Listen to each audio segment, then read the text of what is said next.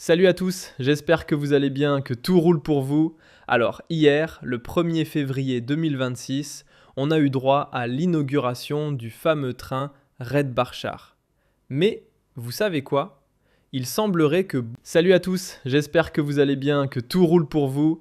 Alors hier, le 1er février 2026, on a eu droit à l'inauguration du fameux train Red Barchar. Mais vous savez quoi? Il semblerait que beaucoup d'Algériens et d'Algériennes n'ont pas du tout saisi le véritable enjeu de cet événement.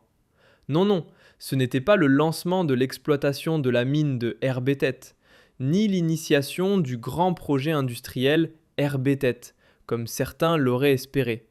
C'était tout autre chose. Vraiment, faut pas tout mélanger.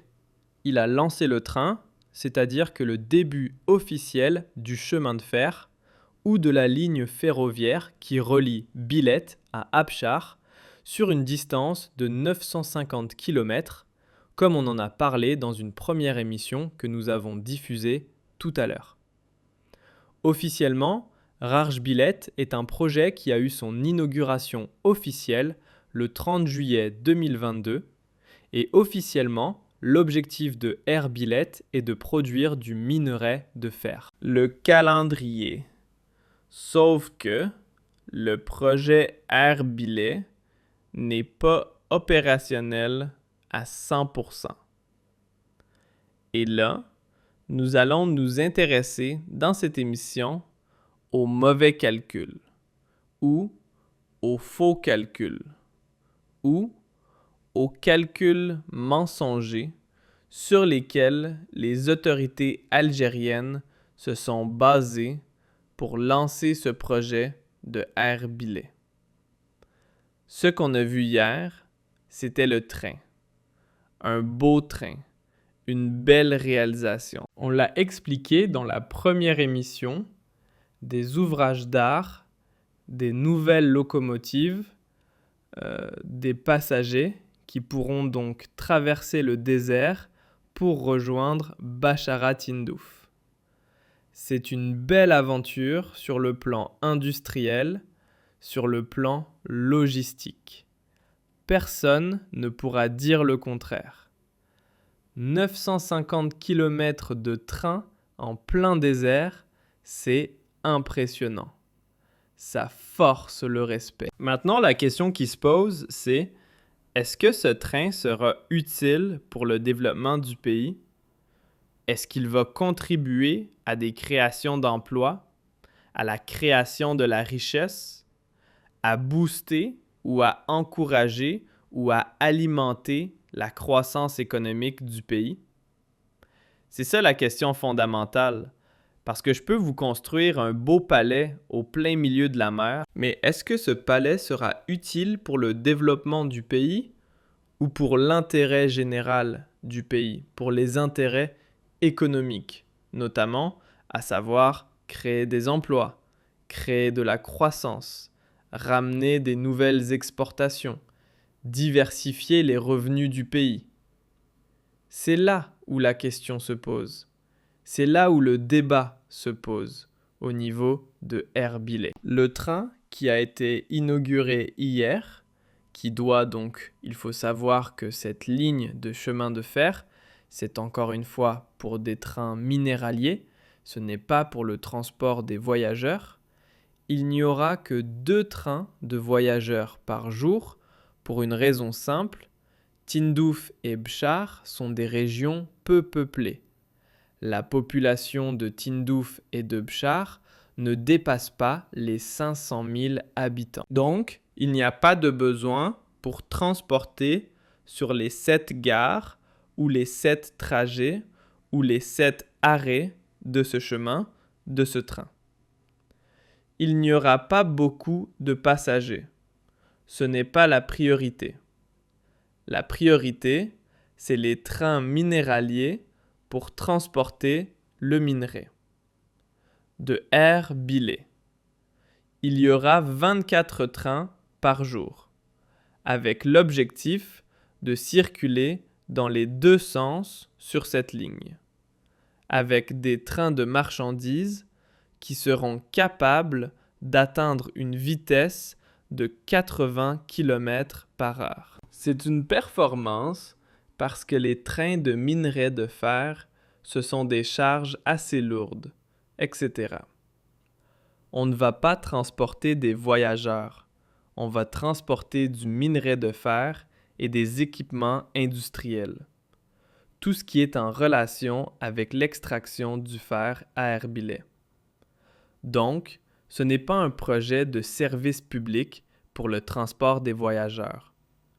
Le service public, on peut ne pas demander des critères de rentabilité pour un service public. La ligne Alger-Betchar n'est pas rentable. Ce n'est pas grave, c'est du transport public.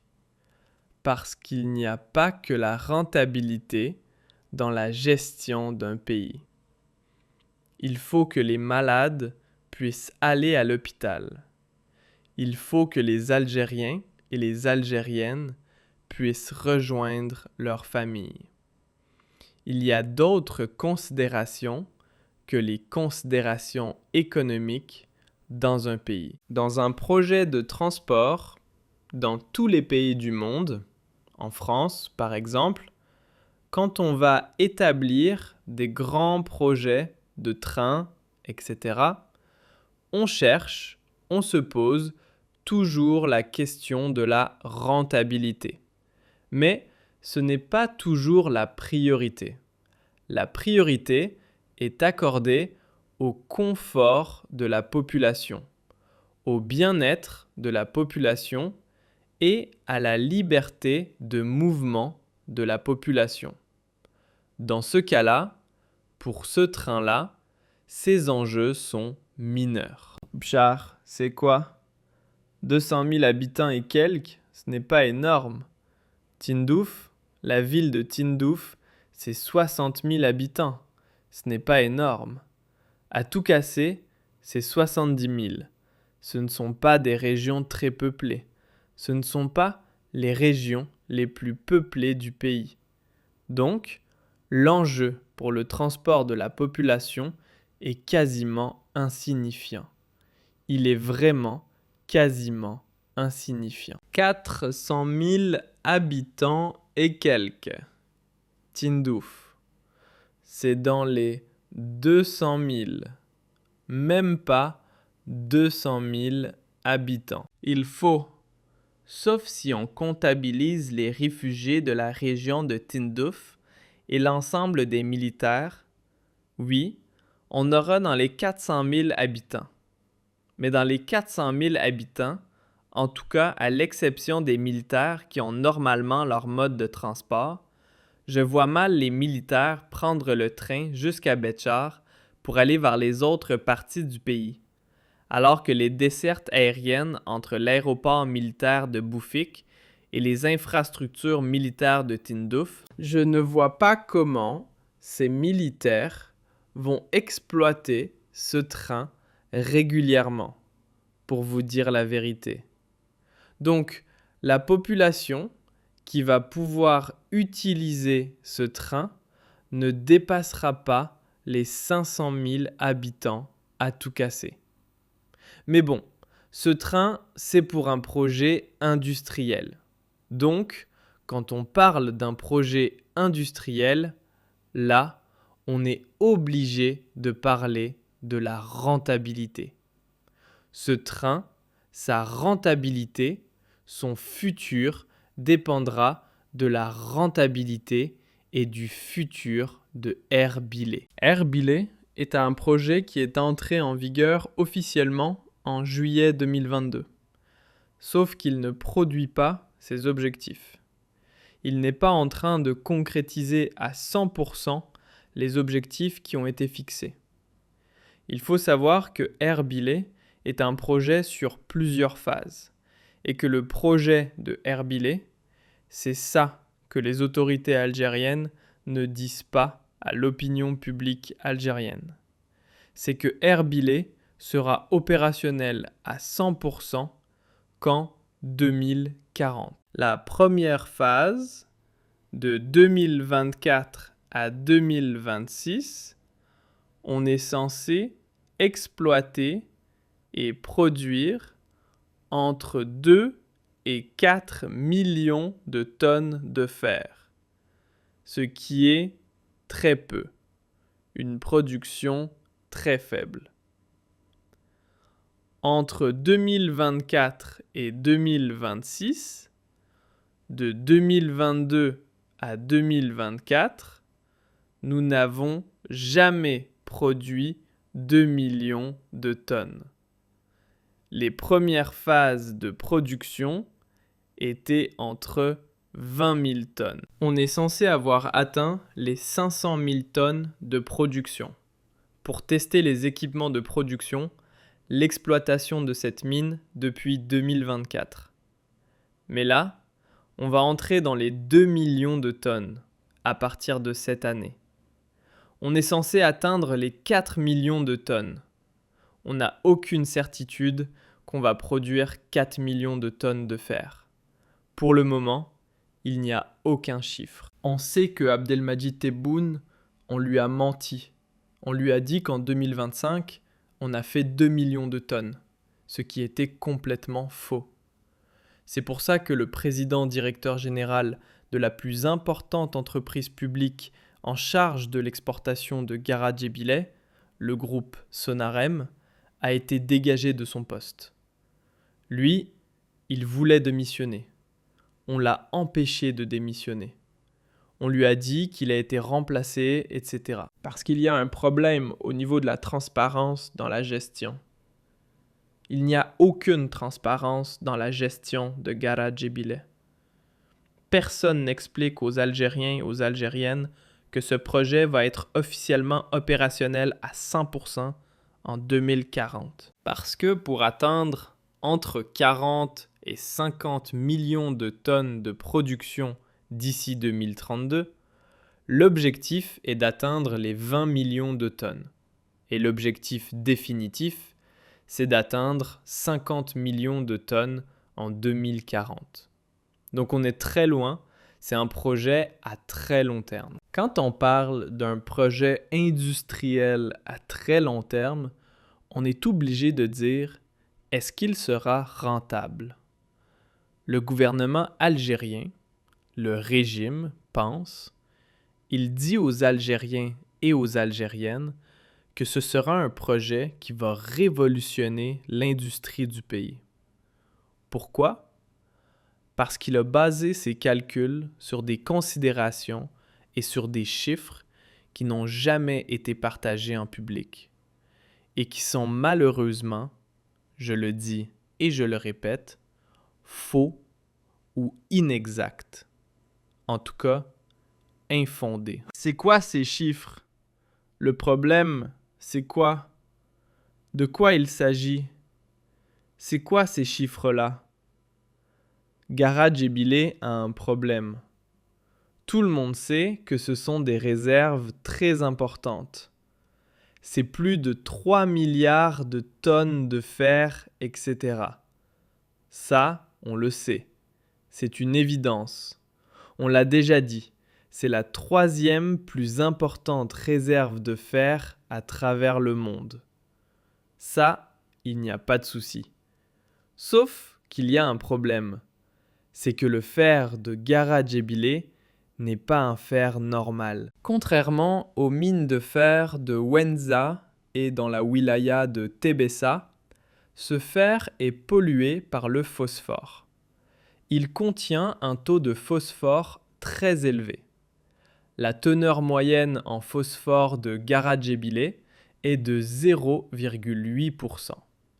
Pour le commun des mortels, ce chiffre peut paraître étrange, faible ou nul, mais c'est un problème. Dans l'industrie de la sidérurgie, c'est un gros problème, parce que pour transformer le minerai de fer en acier, pour que cet acier soit conforme aux normes industrielles, aux besoins industriels, pour qu'il puisse être commercialisé, il faut que le taux de phosphore ne dépasse pas les 0,5%.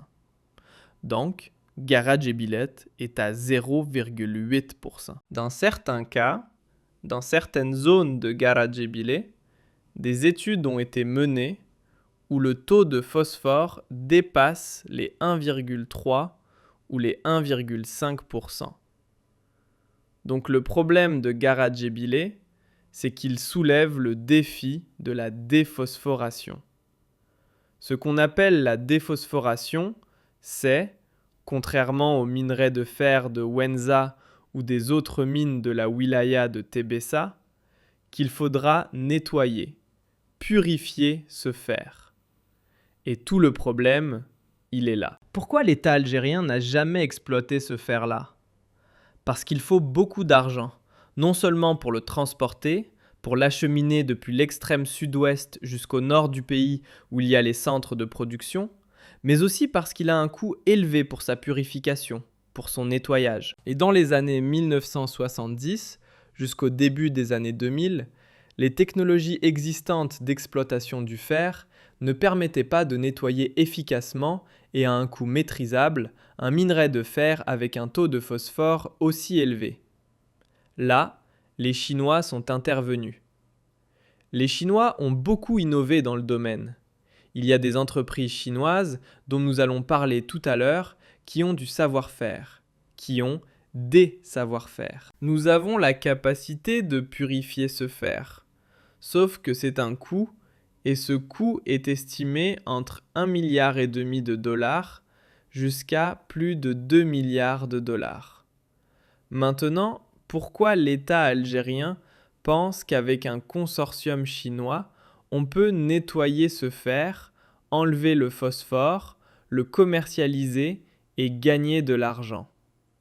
Il faut savoir, avant de parler des chiffres, qu'il y a des méthodes à utiliser pour nettoyer le fer de Garad-Gedibile. Il y a ce qu'on appelle le traitement thermique. Le minerai doit d'abord être chauffé à haute température pour modifier sa structure. Ensuite, c'est ce qu'on appelle la dissolution chimique. Il faut utiliser des réacteurs, des réactifs chimiques pour laver le minerai et dissoudre le phosphore sans perdre le fer. Ensuite, il y a ce qu'on appelle la concentration. Le minerai de fer doit être enrichi à plus de 60% de fer avec un taux de phosphore réduit aux normes internationales. Par la suite, il y a le recyclage, qui est un point crucial pour le coût. La capacité de l'usine à recycler les produits chimiques qui ont été utilisés pour ne pas en acheter constamment d'autres produits, parce que ces produits chimiques réactifs coûtent de l'argent. C'est pour ça que la phase de la déphosphoration du minerai de fer de Garad-Gedibile pourrait nous coûter entre 1,5 milliard à 2 milliards de dollars par an. C'est de l'argent, projet initialement. Après, le coût annuel dépendra par la suite de combien ça va nous rapporter et est-ce qu'on sera capable de recycler les produits chimiques et les réactifs chimiques que nous allons utiliser ou devons utiliser pour purifier le minerai de Garad-Gedibile. Donc pour le gouvernement algérien, c'est une opération rentable parce qu'il s'est appuyé sur les chiffres suivants. L'avantage de Garad-Gedibile, c'est que le coût de l'extraction n'est pas cher. C'est une mine à ciel ouvert. Avec 5 $ par tonne, on peut avoir du minerai de fer. C'est le coût de l'extraction. On doit dépenser 5 $ par tonne, ce qui est très faible effectivement, et c'est beaucoup plus faible que par exemple à Wenza ou dans d'autres mines de fer de Tébessa. Il faudra compter le double, si ce n'est pas plus de 15 $, parce que le fer aujourd'hui, les réserves se sont épuisées. Il faudra creuser vraiment et mobiliser beaucoup d'engins, faire beaucoup de travaux d'exploration et d'exploitation pour extraire le fer. À Garad-Gedibile, nous n'avons pas ce problème. 5 $ par tonne, on peut extraire le minerai de fer. C'est une mine à ciel ouvert. Elle est vierge. Elle n'a jamais été exploitée. Donc, dès les premières années, le coût d'extraction sera faible. Le gouvernement algérien a établi le coût de la déphosphoration entre 15 et 20 dollars par tonne. Le transport, il faudra rajouter quelques dollars. Le total, le gouvernement algérien estime, selon ses recherches, que le total par tonne sera entre 40 et, dans le pire scénario, 50 dollars. Je résume. 5 dollars pour l'extraction, 15 dollars pour la déphosphoration, 8 dollars par tonne pour le transport grâce au transport ferroviaire